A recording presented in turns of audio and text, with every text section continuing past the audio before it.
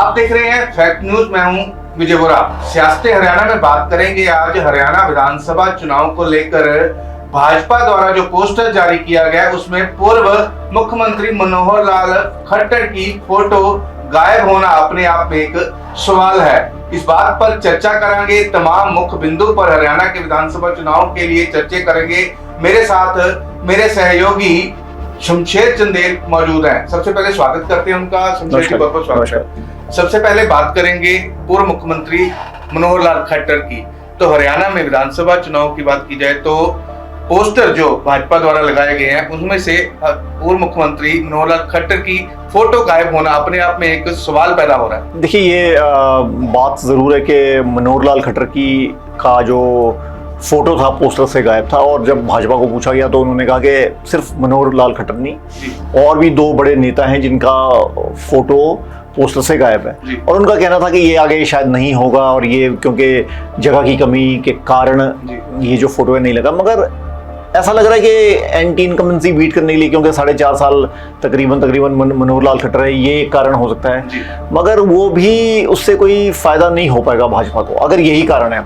हालांकि वो कह रहे हैं कि नहीं, ये तो ऐसे ही गायब हो गया, ये हमारी मंशा नहीं थी, मगर क्योंकि हर लीडर की फोटो नहीं आ सकती थी तो खट्टर साहब की फोटो नहीं है ये, और भी बाकी दो बड़े नेता हैं। अब कौन से बड़े नेता हैं इसके बारे में सवाल जवाब उन्होंने नहीं दिया है। क्या वो राव इंद्रजीत सिंह है, क्या वो अनिल विज है या रामविलास शर्मा, कुछ क्लैरिटी नहीं है।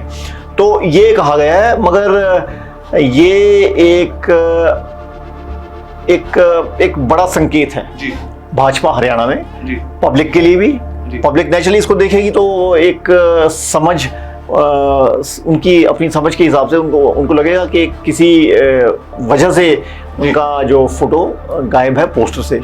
तो नेचुरली ये बड़ी बात है, मगर भाजपा इसको बड़ी बात नहीं मान रही और उसको ज़्यादा इस पे बात करने को तैयार नहीं है। माना जा सकता है कि जो किसान आंदोलन शंभू बॉर्डर हो या खनौरी बॉर्डर पे हो, जो दिल्ली को जाने की कूच की तैयारी में थे, पर हरियाणा में उस समय मनोहर लाल खट्टर मुख्यमंत्री थे जब दीवार की गई, किसानों को हरियाणा में नहीं घुसने दिया। ये भी कारण माना जा सकता है कि विधानसभा चुनाव में हरियाणा में के किसानों को कहीं ना कहीं मनोहर लाल खट्टर की जो फोटो ना लगाकर खुश करने की बात की गई। हाँ, ये भी कह सकते हैं क्योंकि पर उसका फायदा कुछ नहीं होने वाला। देखिए विजय जी, जो विधायक के लिए, विधायकी के लिए खड़े हैं जो भी कैंडिडेट्स भाजपा के, उनको काफी प्रोटेस्ट सहना पड़ रहा है, खासकर गांवों में। जो अंदरूना हरियाणा है, जीडी बेल्ट को आप छोड़ दें, उसमें काफ़ी समस्या आ रही है। तो ये अब फोटो 11वें एट दी 11th आवर हटाना, इससे बहुत ज़्यादा फायदा होगा नहीं। हाँ, ये ज़रूर कह सकते हैं कि क्योंकि किसानों के प्रति उनका एक रुख था शंभू बॉर्डर में, मगर समस्या ये है कि भाजपा की जो समस्या है वो हरियाणा में या पंजाब में या पश्चिमी उत्तर प्रदेश में ये केंद्र द्वारा पैदा की गई है। मुख्यमंत्री ने तो मैनेज करना था, उसको एक ब्यूरोक्रेटिक काम करना था कि उसको कैसे मैनेज करते, अगर प्रोटेस्ट है तो उसमें क्या बात करते, ये सारी चीज़ें वो मनोहर लाल खट्टर ने की। मगर अगर आप देखिए, अगर नायब सिंह सैनी उस समय मुख्यमंत्री होते तो क्या डिफरेंट करते, कुछ ना कर पाते। तो मुझे लगता है कि ये भी एक कारण हो सकता है, पर उससे फायदा कुछ नहीं होने वाला है। हरियाणा में कांग्रेस प्रत्याशियों के हक में चुनाव प्रचार करने के लिए राहुल गांधी विशेष तौर पे असंध में रैली करने पहुंचे। उनके साथ कुमारी शैलजा प्रचार करने दिख रही हैं। कैसे देखते हैं राहुल गांधी के साथ कुमारी शैलजा का आना? देखिए, कुमारी शैलजा के बारे में काफ़ी बातें थी पहले कि रणदीप सुरजेवाला शैलजा ये चुनाव में पार्टिसिपेट नहीं कर रहे हैं। रणदीप जी आए थे कैथल और नरवाना, वो कैथल में तो उनके बेटे आए थे, सुरजेवाला खड़े हैं। और असंध में देखा गया इनको, कुमारी शैलजा को, और राहुल गांधी भी वहाँ थे।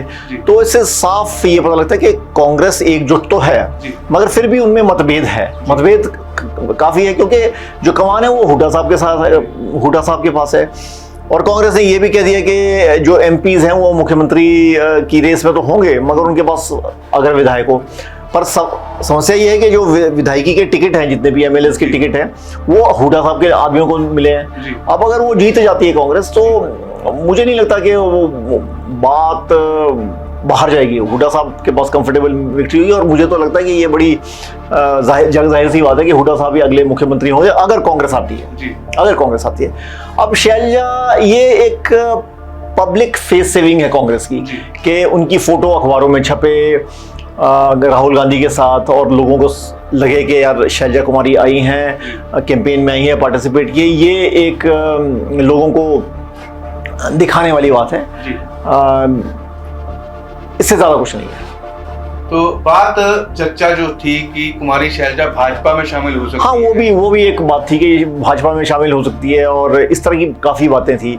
नहीं, भाजपा में उनको वेलकम किया जाता कि भाई अगर आप आए तो आपको, मगर कुमारी शैलजा पुरानी नेता हैं, ऐसी नी जर्क रिएक्शन नहीं देगी ऐसा लग रहा है। काफ़ी लोगों ने भाजपा ज्वाइन की थी पिछले दिनों में, पिछले 10 सालों में हरियाणा कांग्रेस से, और फिर वो वापस भी, जैसे बीरेंद्र सिंह है, उनके बेटे ब्रिजेंद्र सिंह है, फिर वो वापस भी आ गए। अब क्योंकि बीजेपी हमेशा ऑन अ लुकआउट रहती है कि कौन सा कांग्रेस का बड़ा चेहरा हम उन्हें ले पाए। अब जैसे किरण चौधरी नाराज थी, चली गई, श्रुति चौधरी उनके पीछे पीछे चली गई, उनकी बेटी है, तो वो एक फीलर दे रही थी भाजपा कुमारी शैलजा को।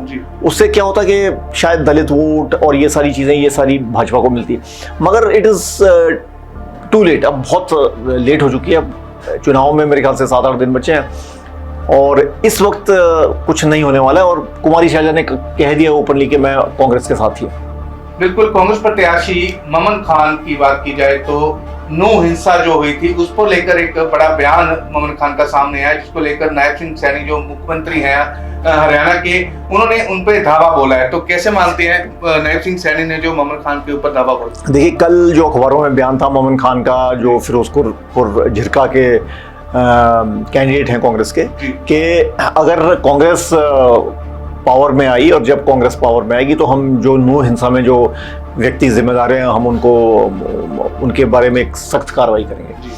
अब नायब सिंह सैनी का कहना है कि आप तो भाई खुद ही अक्यूज हैं उसमें, और आप सख्त कार्रवाई करने वाले कौन होते हैं? वो तो लॉ एंड ऑर्डर का काम है। तो मतलब बेसिकली उनको घेरने की कोशिश की है। और ममन खान का जो बयान है वो भी कल इस तरह से था कि नू में काफ़ी जो म्यूज के साथ है, जो मेवाती लोग हैं, उसमें काफ़ी उनके साथ ज्यादती हुई, और फिर क्योंकि ममन खान के ऊपर भी केस चला, अब आज नायब सिंह सैनी ने उसका जवाब दिया है कि भाई लॉ एंड ऑर्डर एक काम जो है, लॉ एंड ऑर्डर तो पुलिस का काम है, आप तो पहले भाषण दे ही नहीं सकते। और ऐसे काफ़ी बयान हैं कि भाई जहाँ के अगर हम पावर में है तो हम ये कर लेंगे या वो कर लेंगे।